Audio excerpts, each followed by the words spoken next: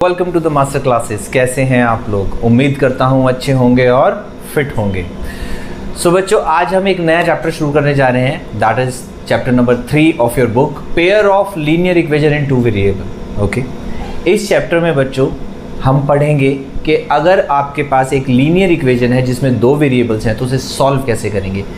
जैसा कि नाम बता रहा है, पेयर यानी कि इक्वेशंस भी कितनी होंगी? 2। आपने 9th क्लास में पढ़ा होगा लीनियर इक्वेशंस इन 2 वेरिएबल, और यहाँ पे हमारे चैप्टर का नाम है pair of linear equations 2 variable, यानी कि सेम वही चैप्टर है जो आपने 9th क्लास में पढ़ा था। उसमें आप सिर्फ क्वेश्चंस बनाते थे, इक्वेशन फॉर्म करते थे और एक्स और वाई की डिफरेंट वैल्यूज निकालते थे, ग्राफ पे एक सिंगल लाइन बनाते थे। यहाँ पे बच्चों इक्वेशन बनेंगी 2, लाइन्स भी बनेंगी 2, और उनके डिफरेंट व्यूज हैं, डिफरेंट सिनेरियोज हैं कि कैसे उनको हम सॉल्व कर सकते हैं, डिफरेंट केसेस हैं। ओके, तो चलिए शुरू करते हैं आज की क्लास एक ब्रेक के बाद।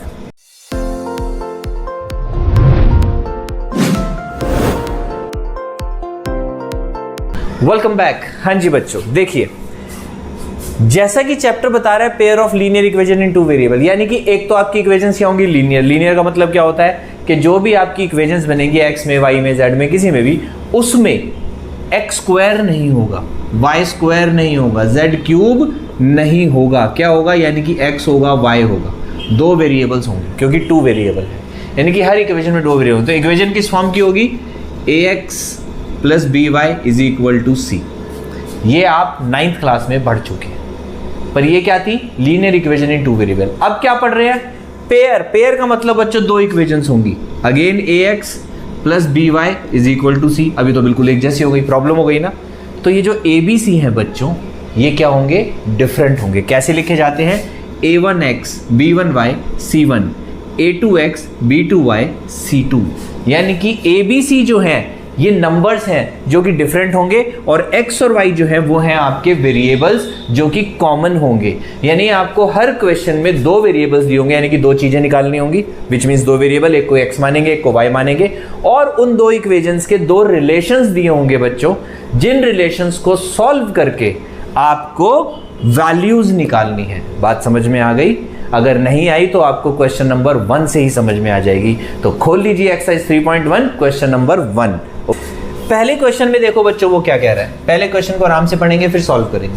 ऑलराइट, कह रहा है Aftab tales his daughter, Aftab ने अपनी बेटी को कहा 7 years ago, आज से 7 साल पहले, I was 7 times as old as you were, मैं आपसे 7 times ज्यादा था, यानी कि जो भी तुम्हारी एज थी उसको 7 से मल्टीप्लाई करोगे तो मेरी एज आ जाएगी। ये बोला आफ्ताब ने अपनी बेटी को। राइट, आगे वो कह रहा है ऑल्सो 3 years फ्रॉम नाउ, आज से 3 साल बाद, I shall be 3 times as old as you will be, यानी कि जो तुम्हारी एज होगी 3 साल बाद, मेरी एज उससे 3 times होगी, यानी कि आप 3 साल बाद अपनी एज को 3 से मल्टीप्लाई करोगे तो मेरी एज आ जाएगी। बताइए कि आफ्ताब की और उसकी बेटी की एज क्या है?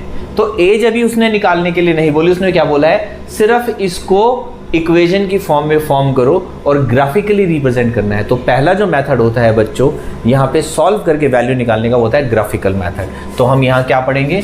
यहाँ हम पढ़ेंगे ग्राफिकल मेथड।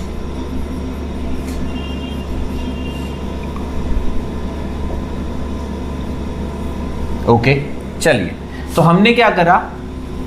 आफ्ताब की एज को मान लिया x years और डॉटर की एज को मान लिया हमने y years। ओके, अब उसने देखो 2 वेरिएबल हो गए, 2 वेरिएबल था तो 2 वेरिएबल हो गए, x और एक y। अब वो क्या कह रहा है? अब वो कह रहा है बच्चों कि इसमें उसने 2 रिलेशन दे रखे हैं। पहला रिलेशन क्या दे रखा है? 7 years ago, आज से 7 साल पहले। क्या कह रहा है? पहले तो अब हमने क्या करना है? सबसे पहले हमने बताना है आफ्ताब की एज कितनी होगी 7 साल पहले। अब ये बहुत आसान है, आज आपकी जो भी एज है उसमें से 7 माइनस कर दो तो आपकी 7 साल पहले की एज आ जाएगी। राइट, आफ्ताब की एज में से भी 7 माइनस कर देंगे तो हमें पता चल जाएगा 7 years ago उसकी एज कितनी थी, x - 7। डॉटर की एज कितनी थी? y - 7। अब उसने क्या बोला है? जो बोला है वही लिखना है। देखो इसमें इक्वेशन फॉर्म करना बहुत आसान होता है, सिर्फ आपको लिखी हुई लाइन को पढ़ना है। वो क्या कह रहा है? 7 years ago, ये एजेस हो गई, आई यानी कि Aftab, was is was will कुछ भी हो उसको हम क्या मानते हैं? इज इक्वल टू, इसको भी इज इक्वल टू मानेंगे, वॉज को भी और विल बी को भी इक्वल टू मानेंगे, ये याद रखना। तो आई वॉज 7 times, टाइम्स का मतलब multiply, as old as you were, equation बन गई। मैं 7 साल पहले इतना था जितने आप 7 साल पहले थे, उसका 7 टाइम्स, तो 7 से मल्टीप्लाई कर दिया। इजी है ना। क्या करना है, लाइन को पढ़ना है। Aftab was, is was will, उसको इक्वल टू से रिप्रेजेंट करना है। Aftab is equal to 7 times daughter. Simple है ना, इक्वेशन बन गई। चलिए सॉल्व करते हैं। क्या बन जाएगा, x minus 7 is equal to 7y minus 49। Okay, y को इधर ले आएंगे, 7 को उधर ले जाएंगे। x minus 7y is equal to minus 49 plus 7, x minus 7y is equal to minus 42। ये बन गई हमारी इक्वेशन नंबर 1। ओके बच्चों, अब क्या करेंगे, इक्वेशन नंबर 2 बनाएंगे। क्या कह रहा है, 3 years hence, यानी कि आफ्टर 3 years, आज से 3 साल बाद क्या हो जाएगा, आफ्ताब की एज कितनी हो जाएगी, x प्लस 3, और डॉटर की एज कितनी हो जाएगी, y प्लस 3। अब वो क्या कह रहा है, 3 years लेटर, यानी कि आफ्ताब विल बी, मैंने क्या बताया, इज हो, वॉज हो, विल हो, उसको इक्वल टू बना देना है।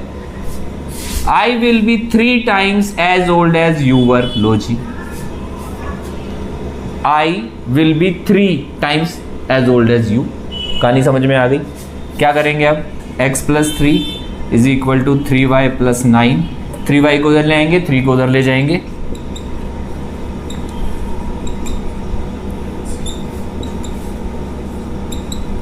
लो जी, ये बन गई बच्चों हमारी इक्वेशन नंबर 2।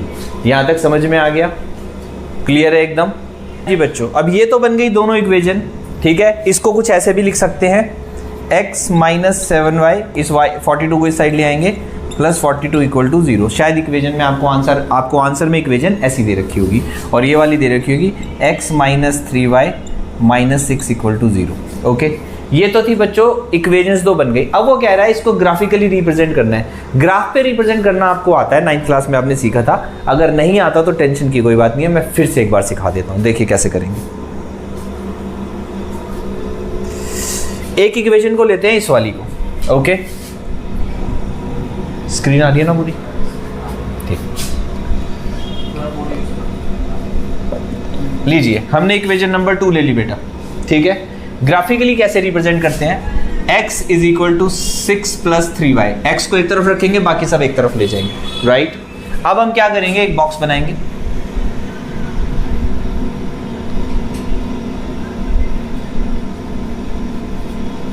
याद आने लग गया अब, कुछ आ रहा है ना, वेरी गुड। क्या करेंगे, put y is equal to 1, इसमें क्या करेंगे, y की वैल्यू 1 डाल देते हैं, तो x is equal to 6 plus 3 into 1, 3 into 1 3, ये आ गया 9, यानी कि जब हमने y को 1 रखा तो x की वैल्यू कितनी आ गई, 9 आ गई। कुछ और डाल देते हैं हम, put y is equal to -1, तो क्या हो जाएगा, x is equal to 6 plus 3 into -1, तो ये आ जाएगा 6 माइनस 3 इज इक्वल टू 3। तो जब हमने -1 डाली तो वैल्यू कितनी आ गई, 3। अब क्या करते हैं, चलो put y is equal to 0, 0 भी डाल के देख लेते हैं, तो क्या हो जाएगा, x is equal to 6 plus 3 into 0, 3 into 0 हो गया 0, तो क्या रह गया 6, तो y को जब 0 डाला तो x कितना आ गया, 6। ऐसे ही 3 वैल्यूज आपने इस इक्वेशन की भी निकालनी है, और उसके बाद क्या करना है, उसको प्लॉट करना है, किसके ऊपर, ग्राफ पेपर पे। कैसे करते हैं, चलिए वो भी सिखा देता हूं। मान लीजिए ये हमारा कार्टेशियन प्लेन है, ओके बच्चों, ये होती है हमारी x एक्सिस, ये होती है हमारी x डैश, यानी कि नेगेटिव ऑफ x, जैसा कि नंबर लाइन पे आपने देखा होगा, ये y होता है और ये y डैश। ये होता है बच्चों हमारा ओरिजिन 0, क्योंकि 0 में पॉजिटिव नेगेटिव नहीं होता, इसलिए 0 एक ही होता है, बाकी सारे पॉजिटिव नेगेटिव नंबर मिलेंगे आपको। कैसे मिलेंगे, 1 2 3 4 5 6 7 8 9, -3 -4 -5, 1 2 3 4 5, ऐसे होता है कार्टेशियन प्लेन। बना लिया हमने। ग्राफ पेपर होगा तो आपको सिर्फ लाइन मारनी है। अगर ग्राफ पेपर नहीं भी है तो आपने क्या करना है, प्लेन पेपर पे या अपने रजिस्टर के पेपर पे 1-1 सेंटीमीटर का गैप लेके बना देना है। ओके बच्चों, चलिए अब कैसे पुट करेंगे। पहला पॉइंट है x9 y1, x9 y1, x पे जाएंगे 9 तक आ गए, और y पे चलेंगे 1 की तरफ, ये -1 है, ये +1 है, तो 1 की तरफ चलेंगे तो ये आ गया हमारा पॉइंट, क्या आ गया 9 1, ये पहला पॉइंट आ गया। याद आ गया ना चैप्टर नंबर 3 और 4 जो हमने 9th क्लास में पढ़ा था। ओके, कोऑर्डिनेट ज्योमेट्री भी और लीनियर इक्वेशन भी, राइट। अगला पॉइंट है x3 y -1, x पे चले 3 तक और y पे गए -1 तक, लो जी एक पॉइंट और आ गया। अगला पॉइंट है x6 और y 0, x पे चलेंगे 6 तक और y पे कहीं नहीं जाना, 0 यानी कि यहीं देखो स्ट्रेट लाइन में आ रहे हैं, तीनों के तीनों पॉइंट आ रहे हैं ना बच्चों, ठीक है। ये तो अभी मैंने पेंसिल से बनाया है, हाथ से बनाया है, normal, sorry not pencil, free hand से बनाया है, ठीक है। तो आप क्या करेंगे, फ्री हैंड स्केल लेके इन तीनों पॉइंट्स को ऐसे ज्वाइन कर देंगे। हमेशा याद रखना बच्चों, ये स्ट्रेट लाइन बनेगी। अगर आपके पॉइंट स्ट्रेट लाइन में नहीं आ रहे, टेढ़े मेढ़े आ रहे हैं, लाइन ऐसे बन रही है, ऐसे ऐसे या ऐसे ऐसे, या हल्की सी भी अगर टेढ़ी है, एक पॉइंट ऐसे आ रहा है और एक हल्का सा भी टेढ़ा है, इसका मतलब आपने कुछ गलत कर दिया। ये हमेशा किसकी इक्वेशन होती है, स्ट्रेट लाइन की इक्वेशन होती है, ये याद रखना। ओके बच्चों, ऐसे ही आप दूसरी इक्वेशन उठाएंगे, 7y को उधर ले जाएंगे, x की वैल्यू उधर रखेंगे, y की वैल्यूज पुट करके 3 वैल्यूज x की निकालेंगे। जहां पे ये इंटरसेक्ट करेंगी, क्या, जहां पर ये लाइन इंटरसेक्ट करेंगी वहां पे जो वैल्यूज निकलेंगी x और y की, वो आंसर होगा आपका आफताब की एज और आपकी डॉटर की एज। बात समझ में आ गई। फॉर एग्जाम्पल बना ही लेते हैं, चलो ये लो, शॉर्ट में कर रहा हूं, ठीक है। इसको ये बन जाएगा x is equal to 42 + 7y।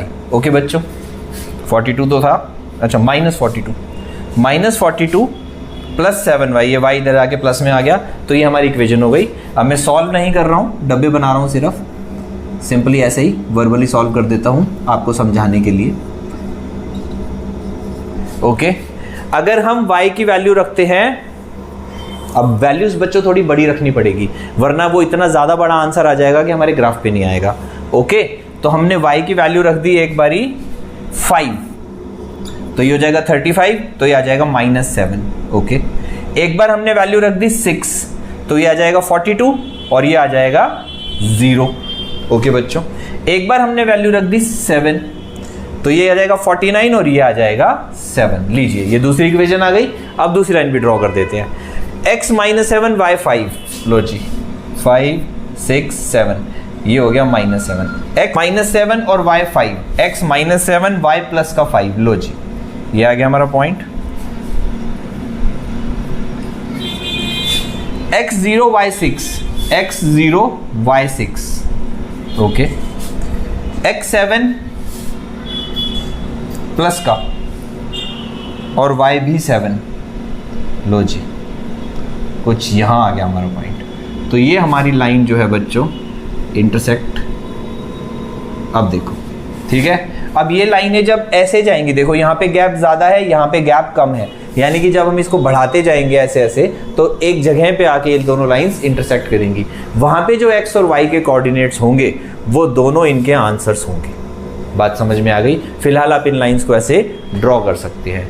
वो एज शायद थोड़ी ज़्यादा आएगी, इसलिए वो ग्राफ से बाहर चली गई है लाइन हमारी रेंज से।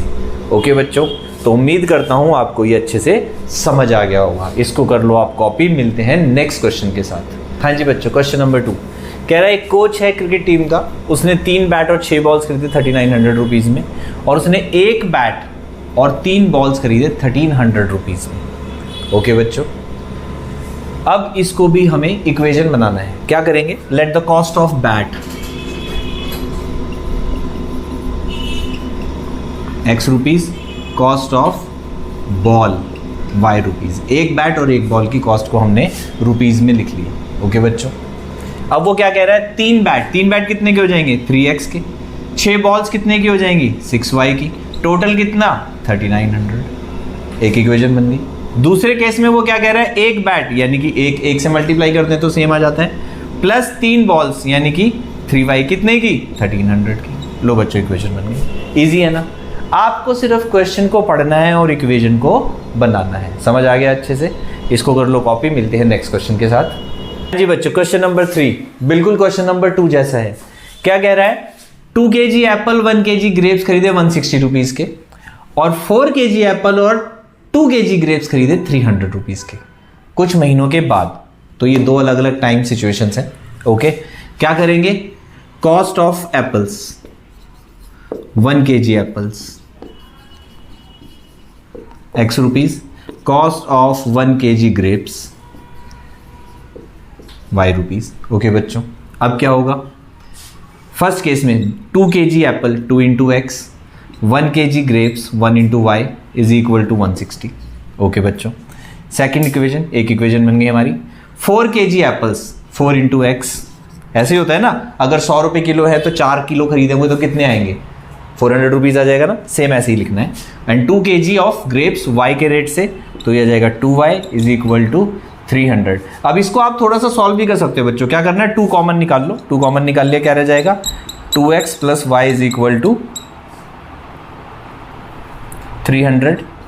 ओके, ये 2 जो है नीचे चला जाएगा, 2x plus y is equal to 300 upon 2 which is 150। तो ये बन गई इक्वेशन नंबर 2।